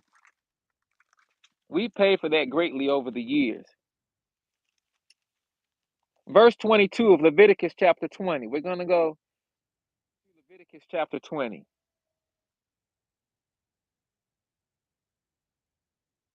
The coyotes are howling. Leviticus chapter 20 in itself is a bunch of law, statutes, and commands, but we're not going to get on those just quite yet. But we are going to go to verse 22. You shall therefore keep all my statutes and all my judgments and do them, that the land whither I bring you to dwell therein spew you not out. We've been spewed out, y'all. We have been spewed out to the four corners of the world, and we not doing and in the place of our original inheritance because we failed to do the law, statutes, and commands consistently throughout our generations. And ye shall not walk in the manners of the nation. It's verse 23 of Leviticus 20. And ye shall not walk in the manners of the nation, which I cast out before you, for they committed all these things, and therefore I abhorred them. But I have said unto you, you shall inherit their land, and I will give it unto you to possess it, a land that floweth with milk and honey. I am the Most High your God, which have separated you from other people. Y'all see this? Y'all see? So when we were separated and were set apart from other nations, other people, we were asked and requested to do things that the other nations that we were separated from weren't doing. And if we would keep doing the set apart thing, then we would stay set apart. But if we want to do like the other nations, not only was we gonna get tossed with the other nations, we was gonna be put under the other nations. Because the other nations, when they do what the other nations do, when they do their thing, they professionals. Many generations are doing their thing. So how can we come into their thing and try to be better than them at their thing? Nope, we're gonna get put under them. We was called apart, separated, and set apart to do our thing and to do the thing of the Most High and to be masters of that. And if other nations saw what we was doing, then they could leave their nation on their own reconnaissance and come and rock with our nation and be put under us. You see?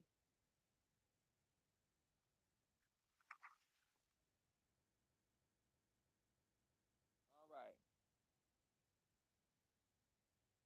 Now, obviously, like I said, Leviticus, we have a whole bunch more in chapter 20 alone. Leviticus chapter 20, it deals with denunciations for sins. Okay. In other words, means here goes some statutes and commands. This is what's going to happen if you don't follow these law, statutes, and commands, and they're listed off. Mainly those that dealing with what man should lie with who, how to, when you're a man, what marriages are valid, what marriages are erroneous, what relations sexually are erroneous, which ones are valid. Deals with adultery, like I read to you from Leviticus chapter 20, verse 10, and then it gets down into homosexuality. Okay, then it covers wizards and evil magic. Okay, and then dealing with Molech again at the beginning of that chapter. That's not on my list just yet. So we're gonna go back to Exodus chapter 22. Exodus is before Leviticus, and we're going to go. Now, there's laws against murder, laws against theft. All of these matter. Now, I know I said there's a lot, but imagine living in a place where you don't have to worry about folks oppressing you. And all you have to do at the rising of the day and at the going down of the sun is talk about these things and live within them while you're doing your daily work and your daily objectives. Wouldn't that be? I'm just asking, after everything we done been through up to 2022, wouldn't that be pretty cool? You don't got to worry about no bills. You don't got to worry about no mortgage. You don't got to worry about no nothing except doing what you was called to do. Wouldn't that be really cool? I see that. I'm going to get up in a moment. Exodus 22, verse 21. And all you had to do was observe these law, statutes, and commands and talk about them. That would have been beautiful. Uh,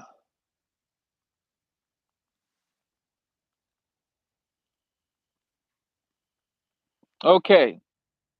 We was talking about earlier, I mentioned frivolous sexual relations and how when a man is having sexual relations with a woman who is not married, there are some things that he has to do. Okay, and that's why fornication is looked down upon as well. Because a man is supposed to be responsible with his seed, okay? And a man not supposed to be frivolous with how he deals with his sexual prowess and engagement. He's definitely not supposed to be sleeping with another man's wife. That's adultery. And another man's wife is definitely not supposed to be sleeping with any man at all. Okay? That's adultery. But when it comes to this idea of frivolous sleeping around, well, when we read, uh, let's start at verse 14 of Exodus chapter 22. And if a man borrow aught of his neighbor, and it be hurt or die, the owner thereof being not with it, he shall surely make it good. But if the owner thereof be with it, he shall not make it good. If it be a hired thing, it came for his hire.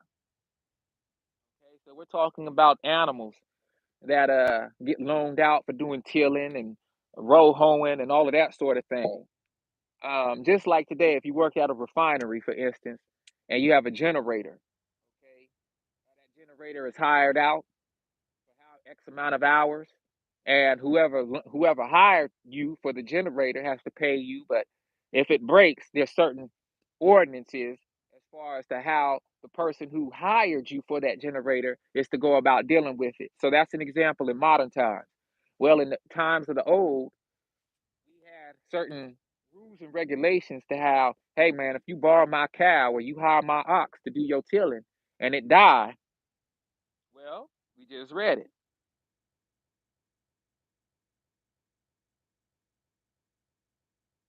If the owner is with it, then the owner got to deal with it. But if the owner ain't with it, then that has to be dealt with by the person who hired it, right?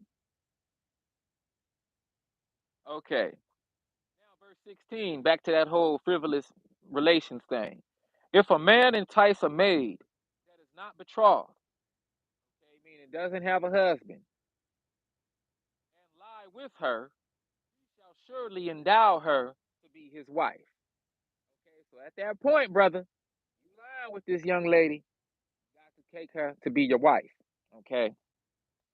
If her father utterly refuse to give her unto him, he shall pay money accordingly to the dowry of virgins. Once again, these Hebrew Israelite law, statutes, and commandments are way outside of the scope of what we're dealing with today in the place of our captivity, as far as uh, constitutions and amendments go and city and state laws go here. This is the place of our captivity. You go to a courthouse, they're going to have you put your hand on the Bible and swear on the Bible to tell the truth, knowing dang well they ain't even following the Bible. They don't know nothing about the Torah. If you was to go in there in the courtroom and say that you're living by the law, statutes, and commandments, they will call you crazy and say, no, you're under the laws of this country, of this state. But in the meantime, they're going to have you put your hand on the Bible. Now remember, 90% of the folks that's in prison right now have to put their hand on the Bible, and 90% of them folks is Hebrew Israelite people. So you see how they try to play us? Deal with our conscience as Hebrew Israelites, knowing that deep within us, putting our hand on that Torah is going to do something to us, but not tell us that we the actual Hebrew Israelites that the Torah and the Tanakh and the whole Bible is speaking on. Wow. Verse 18 of Exodus chapter 22. Thou shalt not suffer a witch to live. Whosoever lieth with a beast shall surely be put to death. Those are both commandments. He that sacrificeth unto any god, save unto the Most High only, he shall be utterly destroyed. Reason again, the Most High chose us as the people to represent on this earth for the Most High. Thou shalt neither vex a stranger nor oppress him, for ye were strangers in the land of Egypt. Ye shall not afflict any widow or fatherless child. Okay, so that goes into taking care of the widow and the fatherless.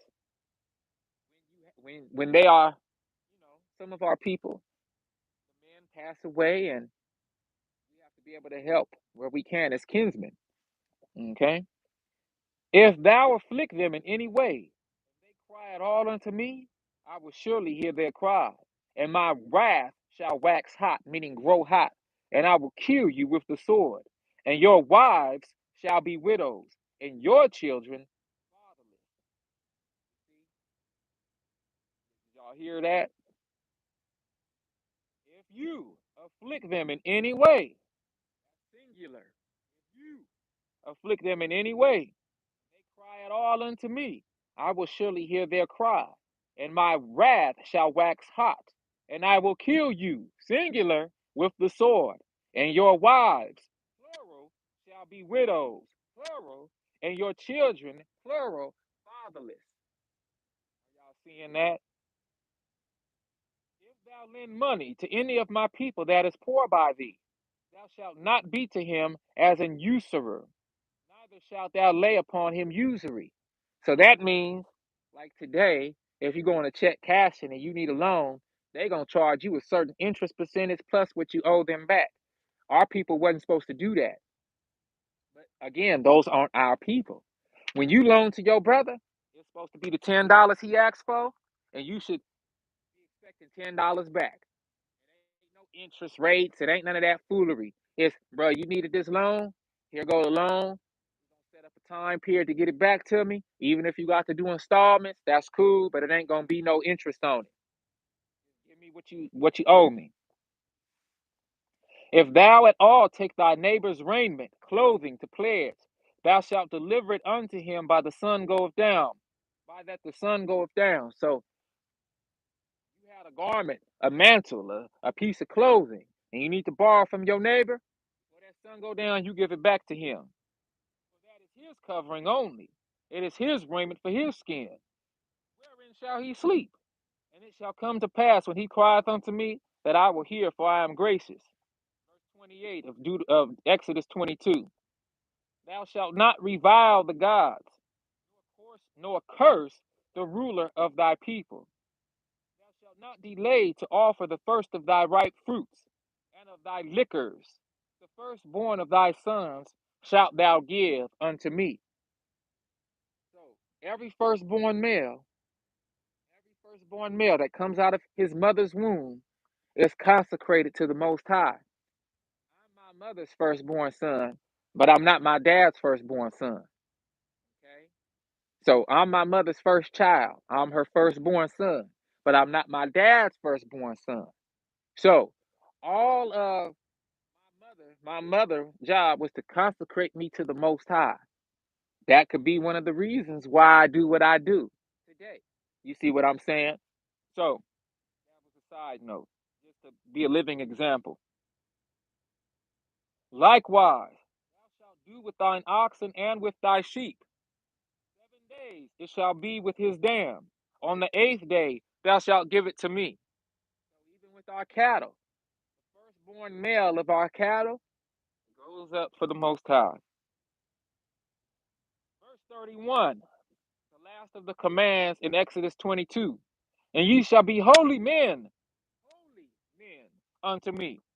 Neither shall ye eat any flesh that is torn of beasts in the field. Ye shall cast it to the dogs. So if we was hunting or we was journeying through the field and we saw a cattle that was out there on the grass and the vultures got to it, we wasn't supposed to walk up on it like Bear Grylls, like a Bear Grylls will do on the Bear Show, and then get up there taking his little pocket knife and cutting off the good pieces of meat, mate. This is the good piece. It looks like it's still good, mate. I'm gonna eat this, and then he up there eating the raw meat and all that type of stuff. No, no, no, no, no, no, no. That ain't how it gets down. Okay,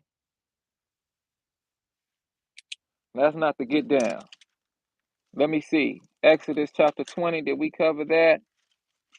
Oh yeah, we did Exodus chapter 20 yesterday. 10 Commands. So we're gonna stop there.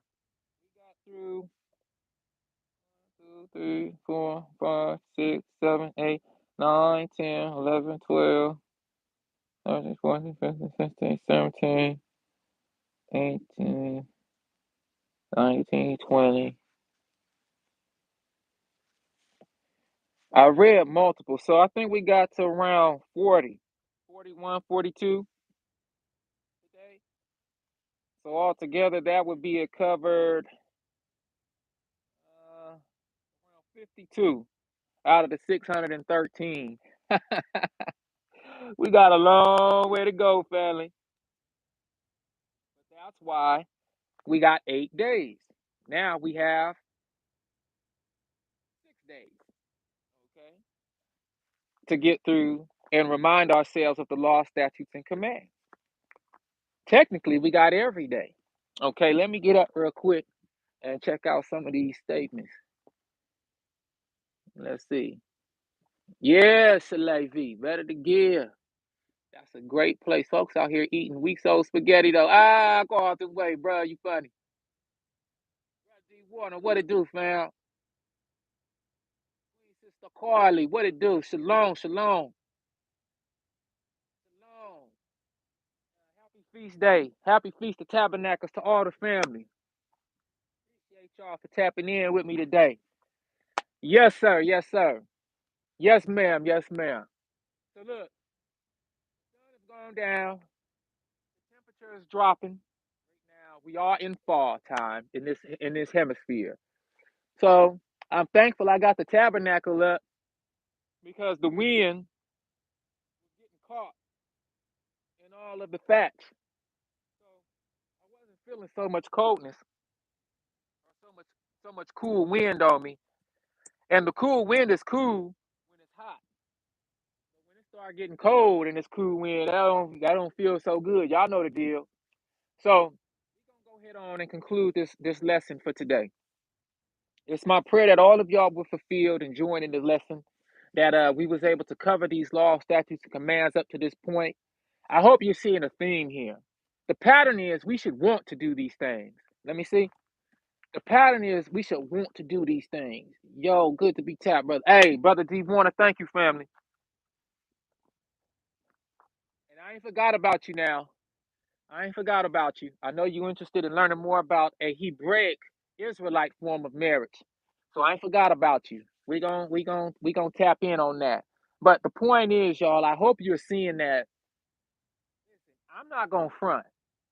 I have a joy reading these things, and I have a joy doing my absolute best to observe them as well. Now I know that even as I've only been in the land about 5 months now, there's a lot of catching up that I have to do. So please don't construe me as a scribe or a Pharisee or somebody who's trying to be over righteous or anything like that. No. There are elements of the law, statutes, and commands that I personally haven't fulfilled yet, as far as being in the land is concerned. It's just, I'm still adapting. and there's still growth that has to be done. But to try to sit up here and make myself holier than thou, nah, y'all, that ain't my cup of tea at all. I don't even get with none of that. So we're all growing in this truth. But I think the good thing, dope thing about this is everyone that's tapping in during these live streams, there's a certain zeal, and I can feel it. There's a certain want to learn these laws, statutes, and commands, and that's the beginning of the blessings, y'all. Even want to learn, to even say, you know what? I don't want to deal with none of this over here. I want to learn what's going on over here. To even want to learn about it, that's dope. That's the blessing. That's what you should give thanks for. And as you continue to grow in the law, statutes, and commands, I'm just keeping it 100. Continue to check them off your list. Incorporate them into your daily walk. That was the whole part of us being in the land in the first place. It took us 40 years just to even learn how to get in the swing of things. And by the time we got to the land, we were supposed to be mentally and spiritually capable of maintaining those laws, statutes, and commands. You hear? So we're going to keep on working with one another. We're going to keep on motivating and inspiring one another. We're going to keep on holding each other accountable. We're going to keep on moving toward the Most High, closer to the Most High. We're not going to give up. We're not going to give in. We was born champions. We was made to win. You know how it go. You know how it is. So that's what we on. All praises to the Most High. Very grateful for this day. It was a beautiful day. I know it's a little earlier for some of y'all. Y'all still on the West Coast. I know it's a little later for some of y'all. Y'all on the East Coast. That's perfectly fine. The point is, we are all in our placements doing the absolute best that we can.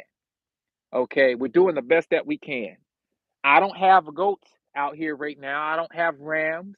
I don't have lambs. If I had the goat and the ram and the lamb, y'all might see me do a sacrifice. Y'all might see me cook the lamb or the ram or something as a burnt offering. Um, I remember back in the Bay, I would get the lamb chops. Okay, those good lamb chops. I would get the lamb thigh, the quarter, and I would barbecue that real good. And oh my goodness, y'all ever smell freshly barbecued lamb? Ooh, it smells so good, and it tastes even better. So, and it's so soft and tender. It's very good. I put it in stew and pottage. That's what I call it, pottage. I make chickpeas, lamb meat, celery, carrots, potatoes, the beef broth or the chicken broth. Oh yeah, it's on. It's on and popping. A little parsley in there, cut up tomatoes. Oh yeah, it's on and popping. Some onions, green onions, yellow onions. Put that in the pot too. Slow simmer. Oh my, they have you a bowl of rice. I'll cook you some rice with that. Next level, y'all. Next level. So we continue to progress and the channel continues to grow and just matures and moves forward.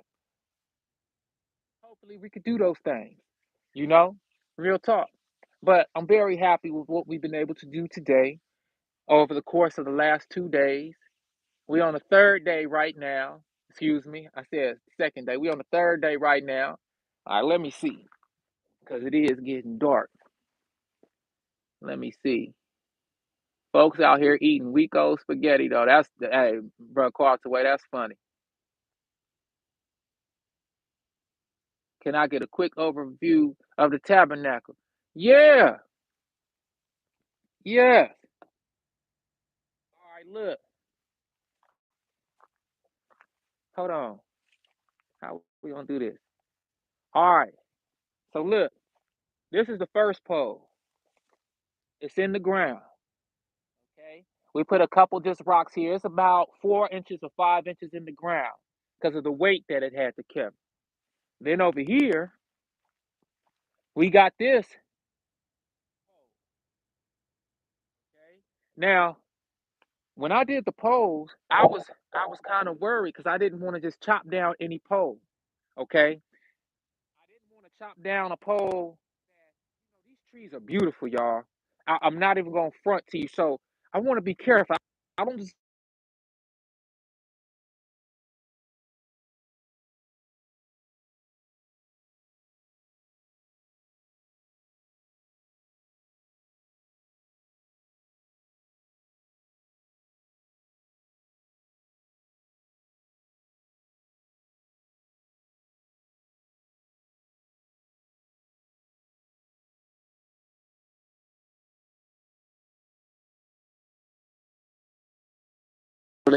So if you ain't upset at having to reheat the food, that might could be something that we could do.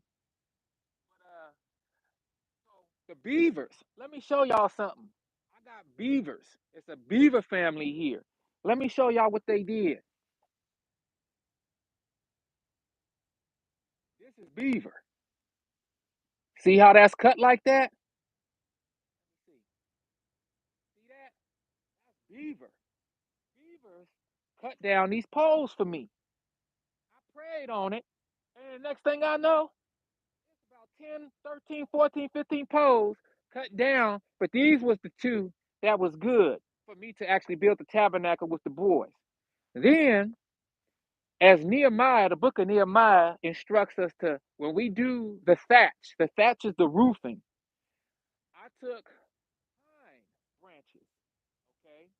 So this is pine branch thatch, okay, for the roof. Now, this is our first tabernacle, y'all. So I knew I was on a time limit and I still wanted to be able to deliver the message. And plus, my boys, this is our first one. So we wanted to try one method, and I know next year, most high willing, it's probably going to be a different version. But let me show you the side of it. So I did more of a shelter that slopes like this. I don't know, it's getting dark. See how it slopes down? And I took some other poles that were thick. Let me see if I can go on this side where it's a little more light. Uh, let's see. It's kind of hard to see. This pole. See this pole that's at an angle? Well, it's two on both sides, parallel to each other. The same direction, right down into the ground that way. Okay? And then you got the thatch that rolls over top of it. So I took my machete, and that's when I did get the chopping down. Okay? So I did get the chopping down the pine branches. But when you chop the pine branches, just start at the bottom. The low hanging pine branches that rub the ground, you just chop them down or saw them down with your machete. And then you take the longest ones and you put them at the top of the structure. Underneath, I have some flexible branches that are about 5 to 6 feet long, about the width from pole to pole. And I did four of them going across the backside right here. Okay. Oops, excuse me. I did four of them going across the backside right here. And then I laid the thatch on top. Okay. And it created like a net of pine branches. And that's the roof. All right. So next year, we probably gonna get some sheets, and then I'll hang the sheets off the side and do four poles, four into the ground, and then the roof will be flat on the top instead of at an angle like that. Okay. But this was great for right now. And so I could sit in front of it like I've been doing, or I could go underneath it if I want to. But I just sit in front of it right now because it does what it's supposed to do. And so that's what we did, family. That's how we rocking. So look, it is dark. Let me back up a little bit. It's getting dark, and I'm out here. Them coyotes was going whoop, whoop, whoop, that type of stuff. Now I ain't scared of no coyotes. I'm so proud of my sons. Listen, y'all, the other day when we constructed this 2 days ago, we was taking our tools and everything off. Let me tell y'all a quick story. That day was wild. We had to kill a snake that day. Okay. And we saw the deer. As normal, we got a family of deer. There's three mama deers and one little deer. We call him Bamboo, not Bambi. That's Bamboo. Okay, so he be rolling around here and doing his thing. But it's coyotes. We have a pack of coyotes on the lamb, and we've been hearing them since we've been here. I play the oringi, I play my flute, and I could call them with my flute. Well, they've been way, way, way in the back of the property. They done finally croached their way up. So I got a tree line in my backyard area. Me and my boys was back there taking off our work boots, putting our tools up on the back porch. And all of a sudden, my oldest son say, Papa, look at some eyes looking at us. It was three sets of eyes that was shining The porch light was shining into the tree line, and all we could see was these three set of eyes. I said, huh, I wonder is that the cows? Because the cows be liking to go in the woods, y'all. I got some different kind of cows. They be in the woods. So I heard branches breaking, and I was like, dang, that sound like the cows. But there go the deers right there. Y'all, please tell me why it was three coyotes. One of the coyotes ran out. Thought I saw it because it was getting dark like this, but the coyote was gray, so it kind of blended in. And I said, and one of my sons said, Papa, sure would be cool if we had the spotlight. So I ran to my truck. I said, all right, y'all grab your weapons, because each of us got spear sticks that we made. Each of us got spears. We warriors out here. So they grabbed their weapons, kept their boots on, and they stood strong. I ran to the truck, I came back with my spotlight, and as soon as I turned that thing on, it was a coyote about 15, 17 feet away from my youngest son. He was just standing there looking at it. My oldest was standing there and they was looking in the direction, not knowing that the coyote was actually looking at them the whole time. The coyote was a girl coyote and it ran away, just like coyotes do. Healthy coyotes will run away from you. They considered trickster animals. So healthy coyote ain't gonna try to get you or attack you, nothing like that. When it's healthy, it runs from you and kind of playing with you and messing with you. An unhealthy coyote, them the ones that try to attack, because they not thinking straight. But I was so proud of my boys for standing strong like the warriors I'm raising them to be. It was such a beautiful, beautiful thing to see, y'all. I'm not even gonna sit up here in front. We were so happy about that. I celebrated them all night for that. But they stood strong. They wasn't no punks. They wasn't afraid. They wasn't scared of nothing. And I was like, hey, that's exactly what I'm doing, and it's paying off. So look, y'all, I'm gonna tap out with y'all for the evening. Try to take advantage of this little light that's left. I thank y'all for rocking with me always, because y'all rocking with the Most High, not me. Y'all are doing what you need to do to be fulfilled, and that's the blessing. Let me see. I thought I seen another statement. Yeah, bro. Yeah, man. We out here, and it's been a blessing. It truly has been. But listen, y'all have a great evening.